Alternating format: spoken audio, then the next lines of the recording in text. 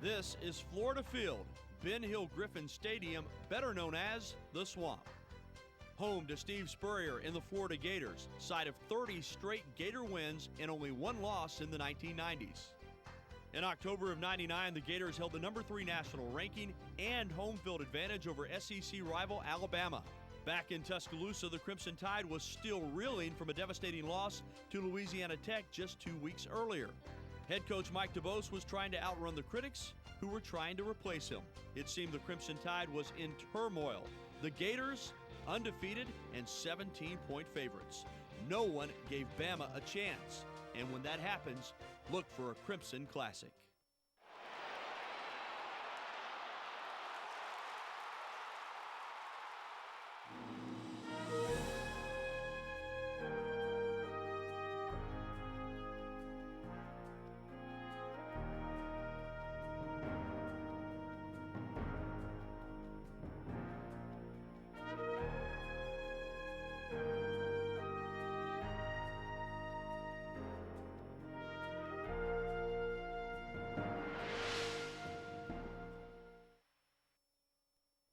Hi folks, I'm Gary Harris. Welcome to Crimson Classics. You know, it isn't very often that Alabama is a 17-point underdog, but who could blame the odds makers given the turmoil in Tuscaloosa?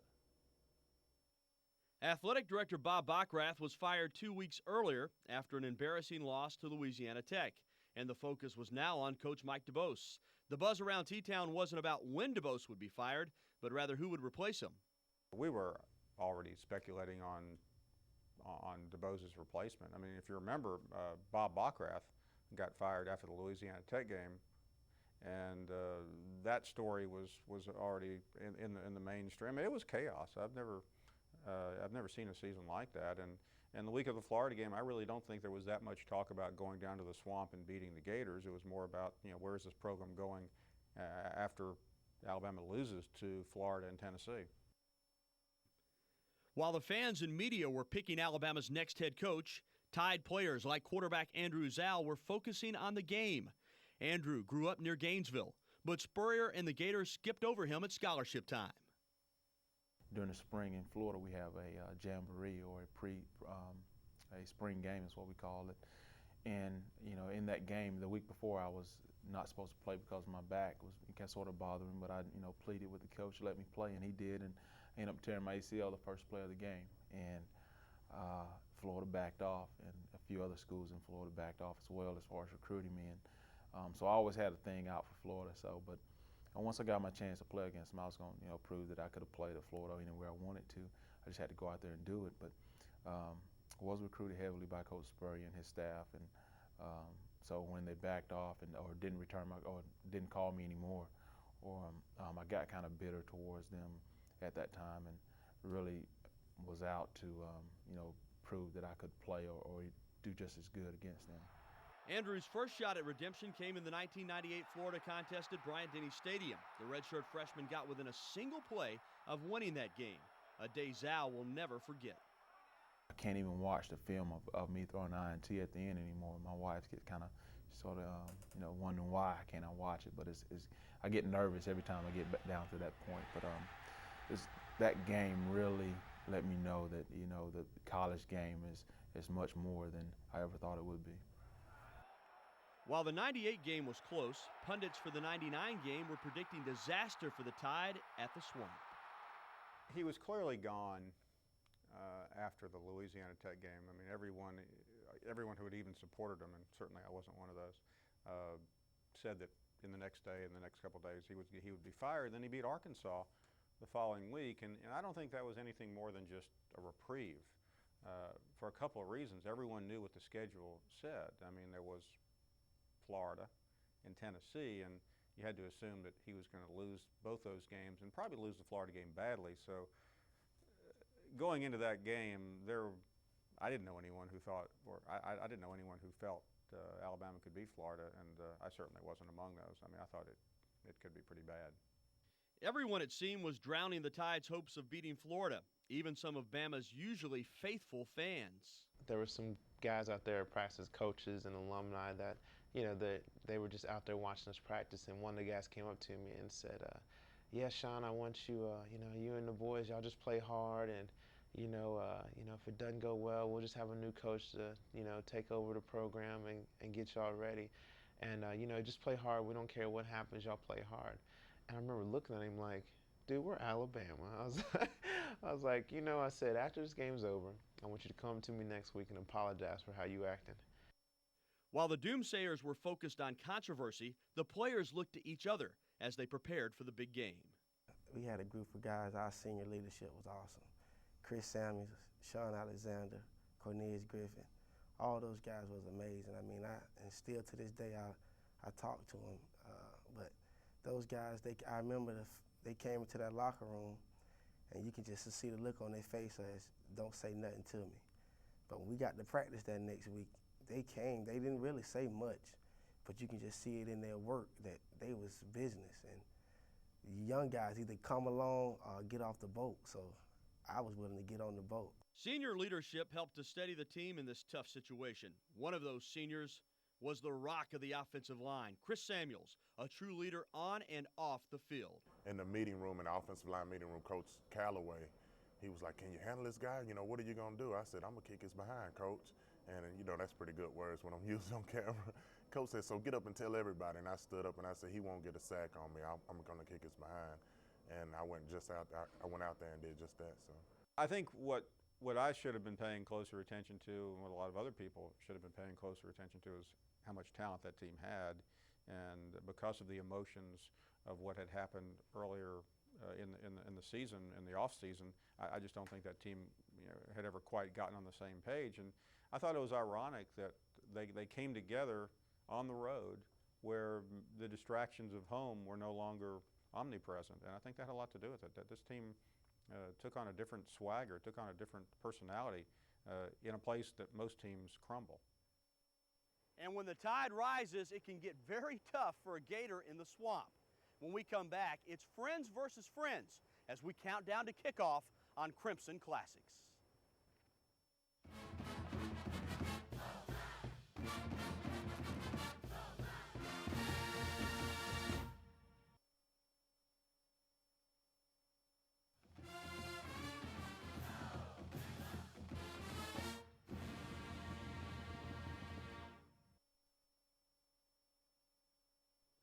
For Andrew Zal, this game was more than just a rivalry. For him, there was something to prove, not just to Coach Spurrier, but to all his high school friends wearing Gator blue.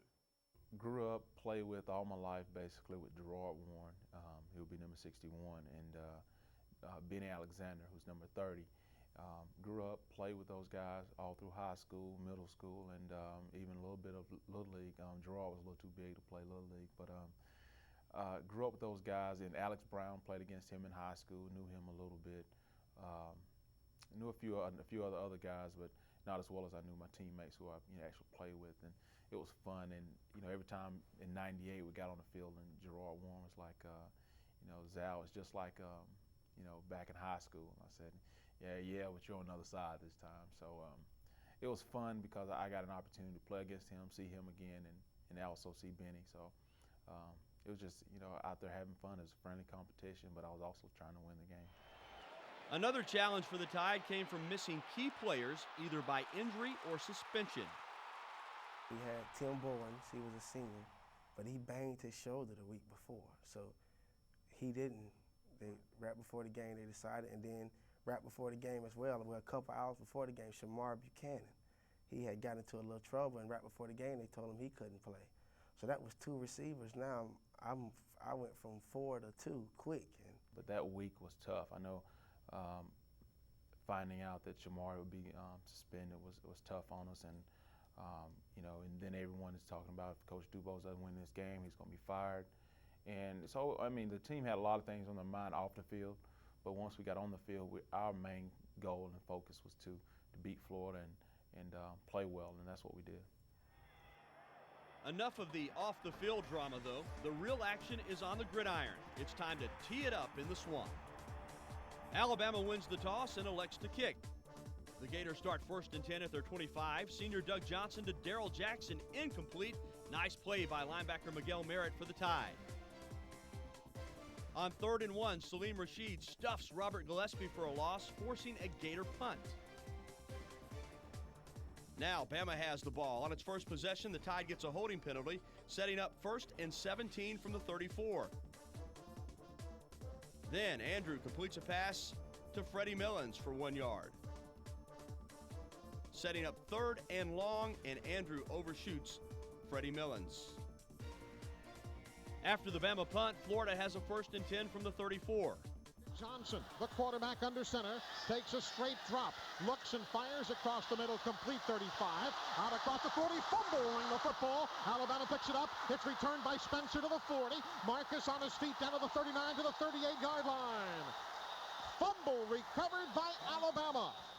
Marcus was a walk-on from York, Alabama that played his way into a scholarship. Salim excelled as well, both athletically and academically.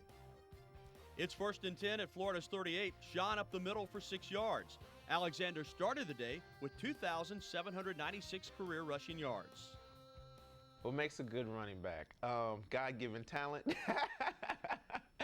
You know what? I would say the biggest thing is just knowing their abilities. You know what I mean? Like, you know, you're going to have running backs that are strong, and they're going to be able to bulldoze people. Well, if they know they're strong, they know their abilities, so they're going to use that as an advantage. There's some guys that are quick, and if they try to bulldoze people, it's not going to be effective. But if they know that they're quick and they use that to their advantage, then they're going to be better. So the first thing is knowing who you are and then using that to help your team, you know, and to make big plays and to get your game going.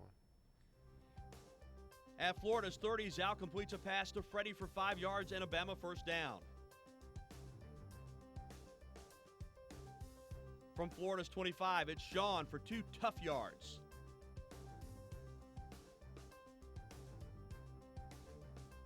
On 2nd and 8, Andrew feels the heat and nearly gives the Gators a gift.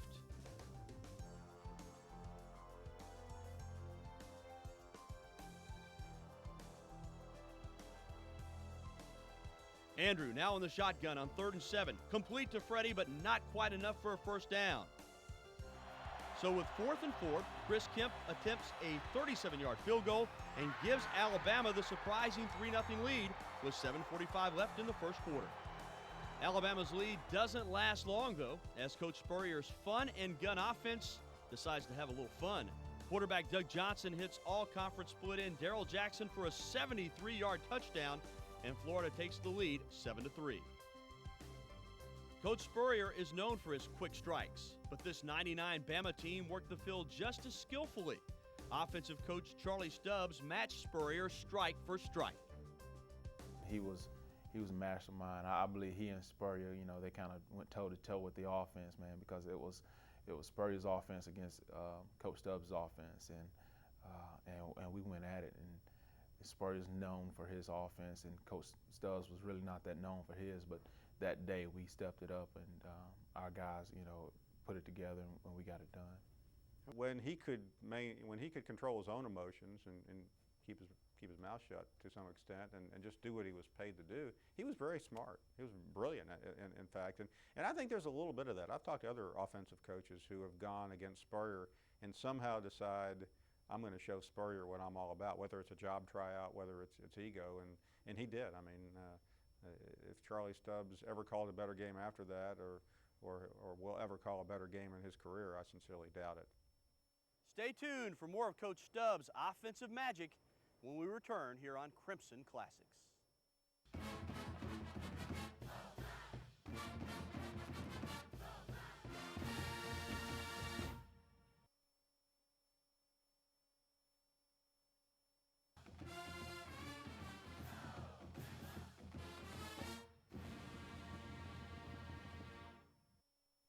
Now, as we return to the action, it's Florida 7, Alabama 3, with 3:41 left in the 1st quarter.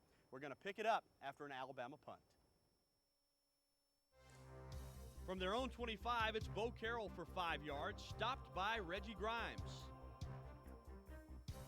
Johnson goes to Carroll again, but Canary Knight tracks him down for no gain. Great play by the Florida native. Canary's a senior from Tallahassee.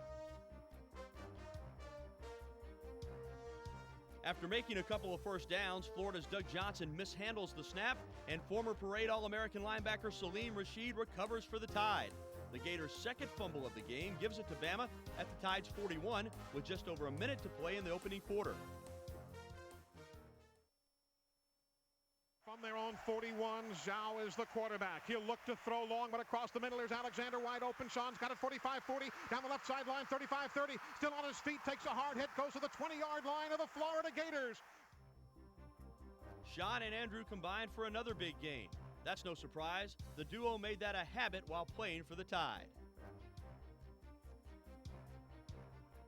Alabama starts the second quarter with a big 3rd and 5. Andrew from the shotgun hits Freddie Millens, whose great catch makes it 1st and goal at the Florida 1-yard line. Check out the concentration by the sophomore from Starkville, Mississippi. Stuffed on 1st and 2nd down, Bama then tries big Dustin McClintock on 3rd down. So when we walk up to the line, I'm trying to find out, what hole could he go in. And as soon as I hand him the ball, I see they stuffed him. So I run back up and try to, get my block in. And, man, the guy just dogs me, man. He puts me on the back. And then the next play, I try to get it off quick, and then Sean just, kind of barely gets through. 4th and 2, got to score, and Coach Dubose decides to go for it. And they give me the ball. And I remember I was probably about 5 yards deep when I got the ball. And I remember seeing one of their defensive players, looking me in the eye, standing right in front of me, and he's probably about on the 2-yard line. I just thought, if I picked up speed from 5 yards to 2 yards and hit him, as big as he is, I'd probably push him back a yard. Like, that's how I think. Not everybody thinks like that. But as I started running towards him, he stumbled and fell on the ground. So I just sidestepped him and fell in the end zone, and everybody was just jumping up and down, going crazy. And I was like, oh my goodness, I don't believe anybody's seen that, Alabama 10, Florida 7 with 12:53 left in the second quarter. After Bama's kickoff, the Gators have it 1st and 10. Doug Johnson in the shotgun, complete to Reese Caldwell for 8 yards. Tuscaloosa native Marvin Constant makes the tackle.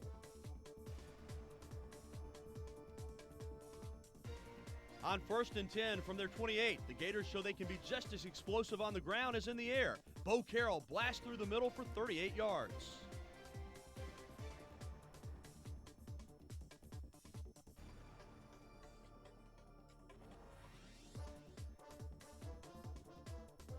Now in Alabama territory, Johnson and Caldwell team up again for another 10 yards and another 1st down.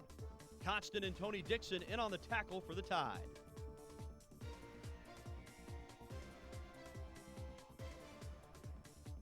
On what looks like a sure touchdown pass from Johnson to Darrell Jackson, senior Milo Lewis makes a touchdown-saving play.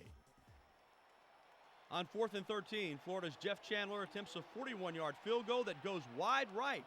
Bama holds, and the Tide gets the ball back with 9:15 left in the half and a 3-point lead. After an incomplete pass, Sean goes up the middle, but only gets a yard. It looks like the Gators are going to hold until Zhao connects with A.C. Carter for 14 yards and an Alabama 1st down.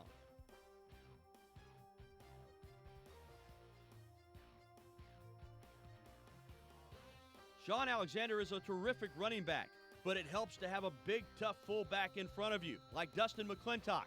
Watch Sean follow him around the right side. Dustin makes a nasty block on Florida's Teddy Sims, and Alexander picks up 6.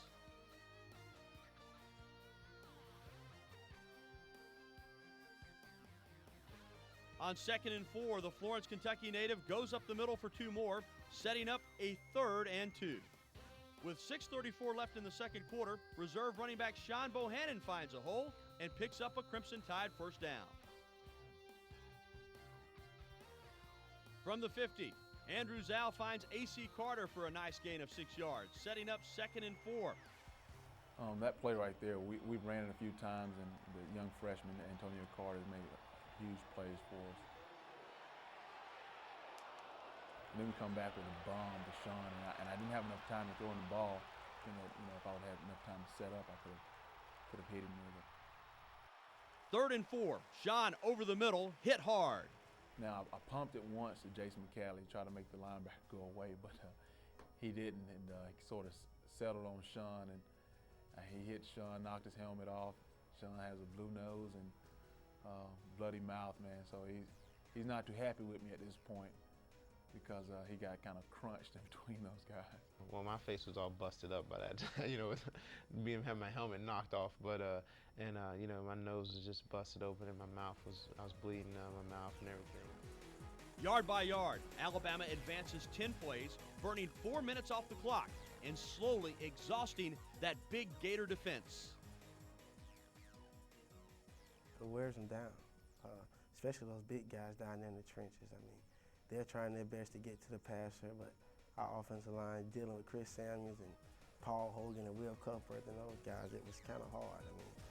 But we kind of just wore those guys down. And I think we went in with a great game plan with Sean at running back, and we just pound them, and then we had a pretty short, nice passing game. So, like you say, we just wore them down. From Florida's 25, Zal from the shotgun finds A.C. Carter for 10 yards and another Crimson Tide first down.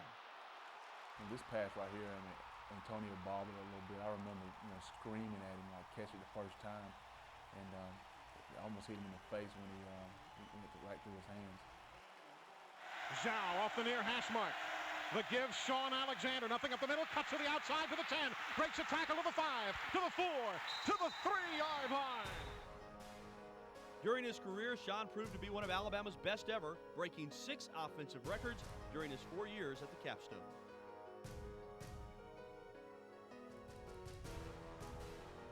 Alabama fails 3 times to score a touchdown. So with 21 seconds left in the half, place kicker Chris Kemp nails a 22-yarder, boosting Alabama's advantage to 13-7. The Tide took 9 minutes off the clock, covering 70 yards. It was a masterful job of play calling and execution. Don't go away. There's more action to come when Crimson Classics returns right after this.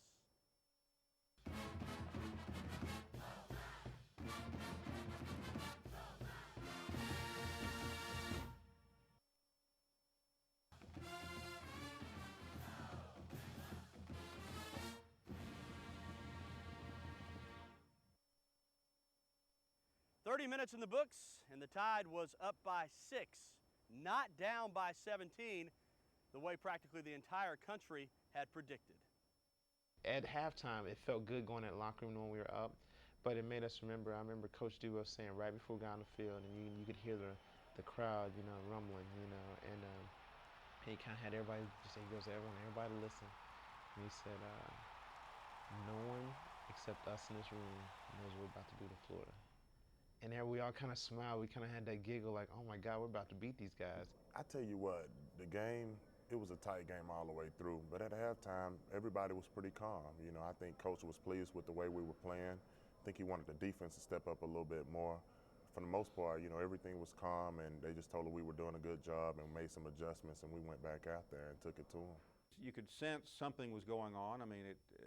This wasn't a typical Florida dominating experience, and then as the game wore on, I kept saying to myself, where did this Alabama team come from? They're not.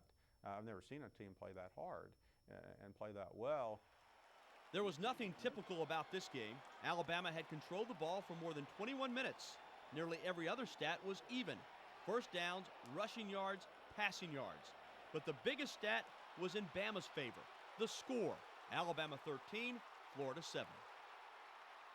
The third quarter starts with both teams exchanging punts. Let's pick it up with 9:34 left in the third quarter. Alabama has the ball at its own 35. Alexander on the toss sweep to the right for a pickup of 5 yards.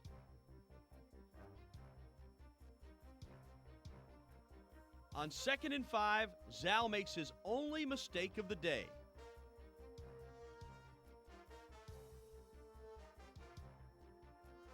AC is a little shorter. He's a shorter receiver, and we've been running the screen basically all year. And when I turned to throw the ball, and I let it go, and I wasn't thinking AC. I'm thinking of a taller guy. But when I threw the ball, I overthrew him, of course. And once my friend from high school, Benny Alexander, caught the ball, I said to myself, oh, man, he's gone. Actually, he was throwing that ball to me, and it was kind of high. It was a middle screen. And he said the ball just got away from him. I just remember coming, it was real high jump, next thing I know, I was on the ground, and once I got up, I was the closest guy to him. So I tried to get up, one of his guys just came and knocked me down. But, I mean, when your quarterback makes that kind of play, I mean, that's no time to get on him. That's the time to pick him up. Only thing you can really do is encourage him and pick him up. You can't get down on him because you're not playing a perfect game. And, you know, that's what our team was about that year. We just stuck together and encouraged each other when things went bad, and that's what got us through. 2 plays, 14 points. That's how Florida became one of the most successful college football programs of the 1990s. Florida 14, Alabama 13.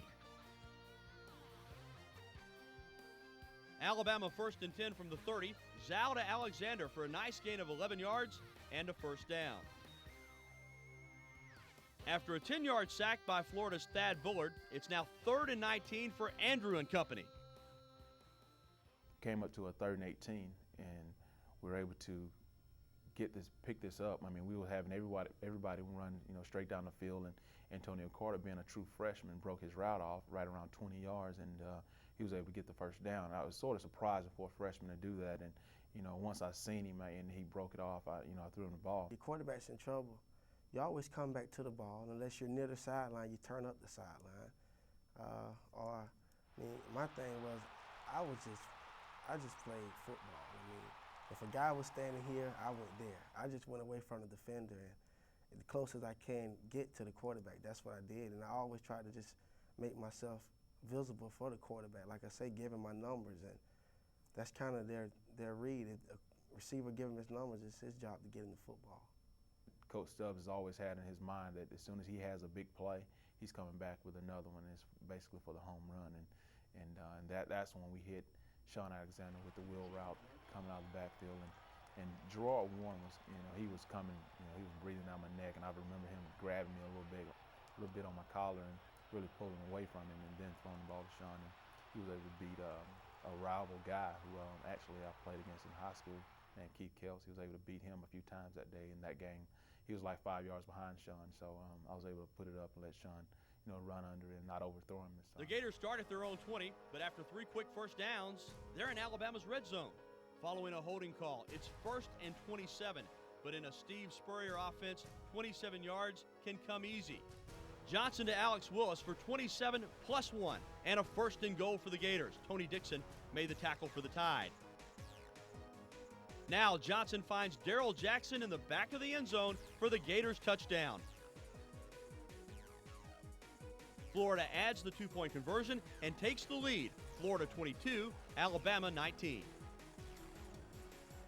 With 3 minutes left in the third quarter, Alabama starts a drive from its own 16. After 2 unsuccessful plays, the Tide is facing a 3rd and 8 from the 18. From the shotgun and under heavy pressure, the sophomore from Lake Butler makes a great play to find Freddie Millens for 13 yards and an Alabama first down. Freddie is a native of Starkville, Mississippi. After a deflected pass, it's 2nd and 10. Zhao swings it out to Freddie for a 5-yard pickup. With the seconds counting down to the end of the third quarter, Alabama is looking at another 3rd down and 5. Andrew in the shotgun with Sean to his left. First down, Alabama. With 3 quarters in the books, Alabama is moving the football. Andrew, now back under center Paul Hogan, finds A.C. Carter on a screen pass for a 15-yard gain and another Bama first down. Carter into the day with 9 catches for 93 yards and a touchdown.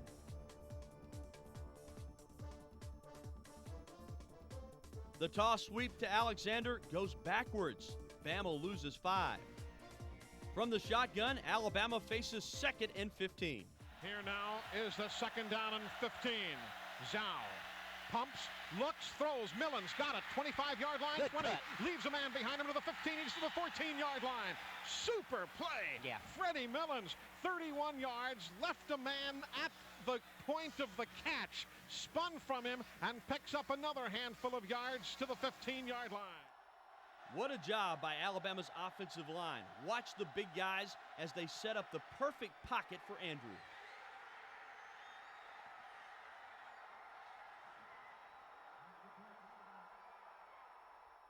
So the Tide is on the Florida 14-yard line. With 12:50 to go, the Tide is down by 3. The action gets even better when Crimson Classics returns.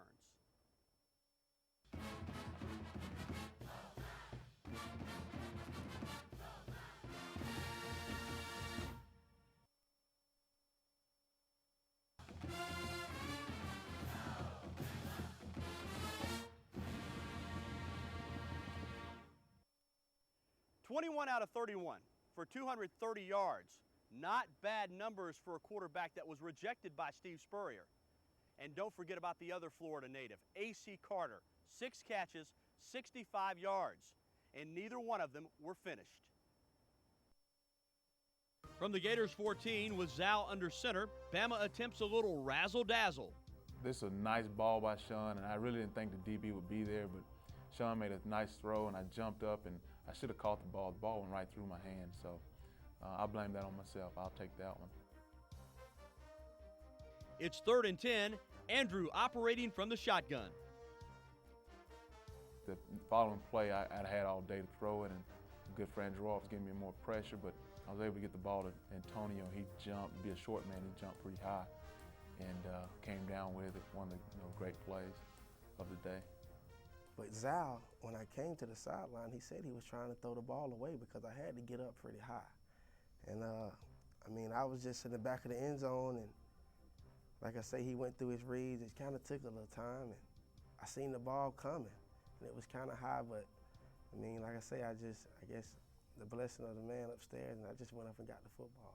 Antonio, that's AC, he was running a drag route across the back of the end zone, and I remember Andrew rolling out and throwing it, and I thought to myself, is he throwing that thing out of bounds, And AC jumps up and just, two-handed grabs it, falls down in the end zone, and he jumps up like he knew he had it all the time, and we were just going nuts because it kind of let us know, oh yeah, we got firepower. And I called Andrew to the sideline, gave him a high five, and I said, just throwing that out the back of the end zone? He gives me a wink like, nah, of course not. With 12:30 left in the 4th quarter, Alabama leads 26-22. 48 total points scored, 6 lead changes. It's official, folks. We got ourselves a barn burner. 11:34 left in the 4th quarter. Let's pick it up with Florida at Alabama's 23 with a 1st and 10. Johnson in the shotgun, hands to Carroll. But a big play by Bama defensive lineman Kenny King stops him before he can even get started. Now, Kenny was not only an All-SEC performer on the field, but in the classroom he excelled as well. Kenny was a 2-time All-SEC Academic All-Star. 2nd and 12, Johnson again from the shotgun, attempts to hit Carroll over the middle, but linebacker Darius Gilbert breaks it up. It's a 3rd and 12 with the clock going down under 10 minutes. Johnson finds Carroll over the middle, but not enough for the Gator first down. The Gators' Jeff Chandler attempts a 37-yard field goal. He's not an All-American for nothing. He nails the kick. So with 9:42 on the clock, the score is Alabama 26, Florida 25. After a false start penalty against the Tide, Bama has it 1st and 15. Alexander up the middle for 5.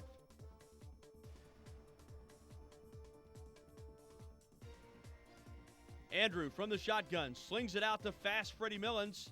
Millens picks up 22 yards on the play and an Alabama first down. Freddie was a 5th-round pick in the 2001 NFL Draft by the Philadelphia Eagles. From the Bama 42, Andrew hands off to Dustin McClintock for a 4-yard gain. Zal from the shotgun pitches it to Sean Bohannon, but the Gators are there for the stop. No gain on the play. After 2 consecutive penalties, Alabama is facing a 4th and 25. The Tide has no choice but to punt. Patrick Morgan comes on, but Marvin Brown gets in the way of the snap, and the Gators get a gift, recovering the football at the Tide's 31. The Gators have the football. Robert Gillespie over left end for 11 yards. Former Pickens County High School star Tony Dixon on the tackle. Big-time players make big-time plays. Salim Rashid makes a big play to stop Gillespie for a 1-yard gain.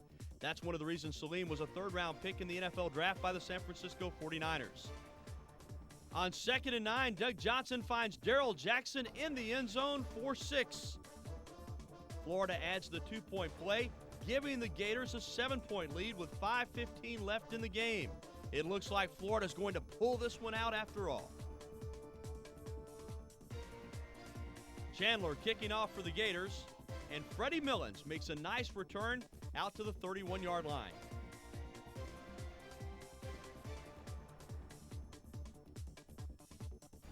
Alabama starts the drive with Andrew in the shotgun, and he finds Millens for 22 and a big first down. Florida's Andre Davis makes an outstanding play to throw AC for a loss of 1, setting up a 3rd and 11.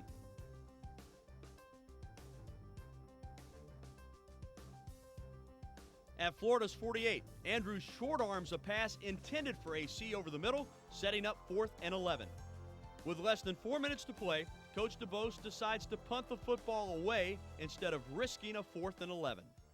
Tell you what, I was so nervous because I think it was 4th and maybe 6 or 7, I'm not sure, but Coach decided to punt the ball, and I was so upset with Coach. I was like, we need to go for this. This is it. This is the game on the line. But he made the right choice. He punted the ball, and it got fumbled, and Marvin and those guys, to my knowledge, I heard that they beat this guy to death under the pile. They grabbed everything possible to make him cough that ball up, and Marvin came out with the ball. Boogie did a great job. That's his nickname, Boogie. I play punt return. When that sun is up high like that, and it's a very high punt, you can lose sight of it at any time. So I kind of felt bad for the guy that was back there that had to catch it, but Marvin made a great job just being his awareness. And I mean, that's football. You got to be aware of what's going on around you at all times. And the ball's on the ground, find it. And he did a great job of jumping on it. How many times will a player make a mistake, like Marvin Brown did, then redeem himself later in the game by putting his team back in position to win? It seems to happen a great deal. Whether that's true or not, who knows? But on this day, Marvin made it true. With the clock running, ball on the Gators 21. Andrew Zal hands the ball to Sean for 4 yards. On 2nd and 6, Zal finds Freddie Millens for 2 yards. Clock still running. We're now under 2 minutes. It's 3rd and 4 from Florida's 15. Alexander up the middle for 2 yards. Florida's Marcus Johnson makes a terrific play. Alabama faces a 4th and 2. A field goal won't help, so this time the Tide has no choice. It must go for it on 4th down. All right, 4th and 1 from the 13. McClintock ahead of Alexander, big hole, first down and more. Touchdown! He's in, touchdown, 13 yards. Sean up the middle behind the blocking. Touchdown, Alabama. Extra point is good. We've got a tie football game. But the game isn't over. Florida gets the ball back with 1:25 left and the score tied at 33. From the 21, Johnson in the shotgun finds Robert Gillespie for 6 yards. After an incomplete pass, Gillespie takes a draw up the middle for 10 yards and a Florida first down. With under a minute to go, Florida is on the move. Johnson to Caldwell for 18 yards, putting the ball at the Bama 45-yard line. Just outside of field goal range, Spurrier, always the gambler, goes for 6 instead of 3. Alabama safety Marcus Spencer, though, Johnny on the spot, breaks up the pass. A Florida penalty makes it 2nd and 15 from midfield. With the Gators one play away from a winning field goal, Marvin Constant knew his defense could make a play. It was one of those attitudes where we knew something had to happen, We got to make it happen. If we don't make it happen now, it's not going to happen. So it was like everybody just had to go up, be a man real quick, take responsibility, do their job. And Sandersville, Georgia native Chris Horn certainly did his job, sacking Doug Johnson. When we come back, it's overtime on Crimson Classics.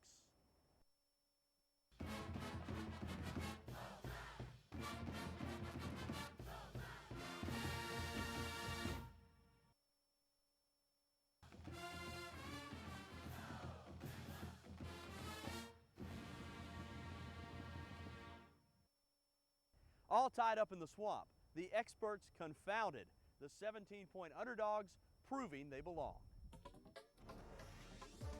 Alabama wins the toss and chooses to go on defense first. Florida gets the ball at the 25. Gillespie up the middle for a gain of 1.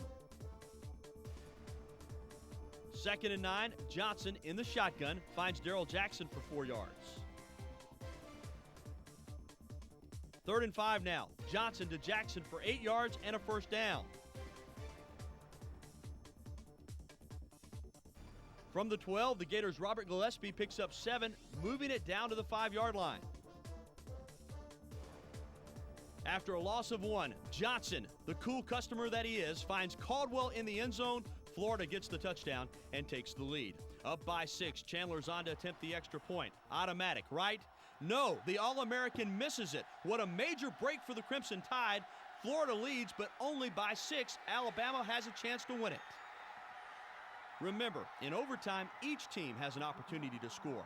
Florida's up by 6, but now it's Alabama's turn. Zhao under center, Hogan gets the snap, give Alexander left side, big hole, 20, 15, he's gonna go, he's gone, touchdown, the extra point would win it. Daniel Moore, get your canvas ready. We've got one of those special moments, a 25-yard touchdown run, Sean Alexander. First play of the overtime we had, and Sean takes it down. Sean Draper makes a great block, man. We couldn't express the way we felt at that point. And there's my mom, number 5 in the middle of the screen. But we get on the sideline, and there they are again, top right corner, the whole family. But he's excited, jumps on Coach Williams, and I'm surprised Coach Williams held him up. But we're excited, and Sean's on the sideline waving his hand, waving at the fans, and we just know we're going to win this game. I was so excited when Coach called that play, and to be honest, I didn't expect to score off the first play. I thought we were going to have a little fight to get in the end zone, but, I collapsed my guy down, me and Griff Redmond, we had a double team. Then I saw the little safety scraping over the top, so I ran and knocked him down, and that was all she wrote. Sean just skated in the end zone, and Draper had an excellent block, drove a guy maybe like 8 or 9 yards downfield. It was just a lot of excitement. It's hard to explain, it just felt great out there, especially to go in their house. They had been beat, and I think, if I'm not mistaken, 31 games or something down there in the swamp. And nobody gave us a chance, really, except the diehard fans and our coaches, and we gave ourselves a chance. We believed in ourselves. We went down there and took it to those guys. Chris Kemp out of the hold of Morgan. The snap of Ledbetter. The kick is up. The kick is no good. Oh, but there's a flag. There is a flag down. There is a flag down. Florida's offsides. The kick was no good. The snake says Florida jumped.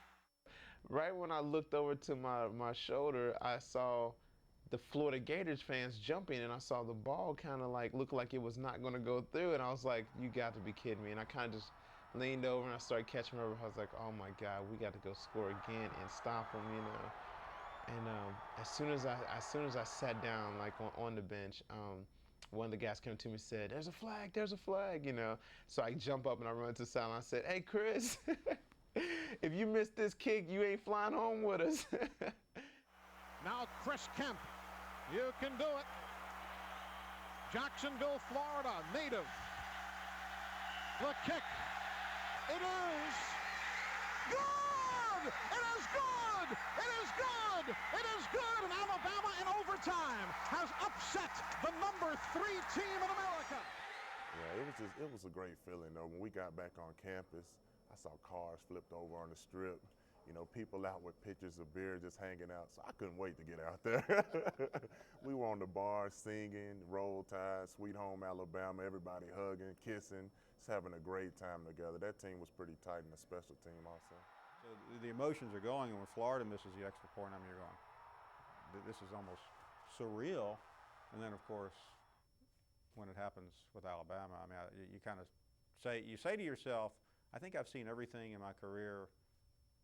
And then that happens, and you say, nope, never seen that. It was just, you could not have scripted it. Spielberg couldn't have come up with a more bizarre and unbelievable script. If you said to somebody, this is how the game is going to end in overtime, extra point missed, they'd throw you out. They'd say, try again. That's not realistic. They were highly motivated. Still had to be a lot of things happen for them in that game to go right until the overtime. Florida missing an extra point in the overtime, Alabama missing one, getting a chance to kick it again because of a penalty.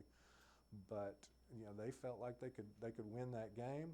They saw something on the film. You know, they saw, as was ultimately proved, that they were a better team than Florida. I think the second meeting pretty well confirmed that, and they felt like they would go down and shock the world. They said that many, many times that week, that that's what they were going to do. We were running on, jumping on the field, jumping on each other, and it was really cool. Just such a great moment. You know, there's always a couple times where you wish that other people could feel how you feel, and the birth of my baby, getting married, a couple of games I've played in, this is one of those games that you wish that you could score, that everybody had a chance to score that game-winning touchdown and be able to do something that no one else thought you could ever do. I kind of jumped for joy for a little while, but then I remember going up to the Florida coach's sideline. I forget the coach that recruited me, but they wouldn't shake my hand. So I don't know, it wasn't, I just kind of went in the locker room and just jumped for joy. My teammates and was excited. And my parents and all my friends and family was waiting for me. I tried to run and go see Coach Spurrier since he didn't talk to me after, one year I was at his camp after he stopped recruiting me. But he ran off the field and I couldn't catch him, so I'll get him next time. It never mattered what they said until the game was over, because if you were the underdog and you won, then it was like, ha-ha, you said we weren't going to do it and we beat them in their house. But then if you lose, everybody's like, well, we knew they were going to lose. So it doesn't really matter until it's over and you've proven everyone wrong, and that's one of the best feelings ever. When you can prove all the ESPN analysts wrong, the ABC, CBS guys, everybody who said we wouldn't win, when we won, it's like you can point that finger back at them now. That's right, Marvin. The Tide won in spite of what all the analysts predicted. The team pulled together and played an amazing game, regardless of the off-the-field distractions. 40-39, an overtime thriller from Gainesville. And like a great movie, there was a sequel. But that's for another time and another Crimson Classic. For the Bryant Museum, I'm Gary Harris.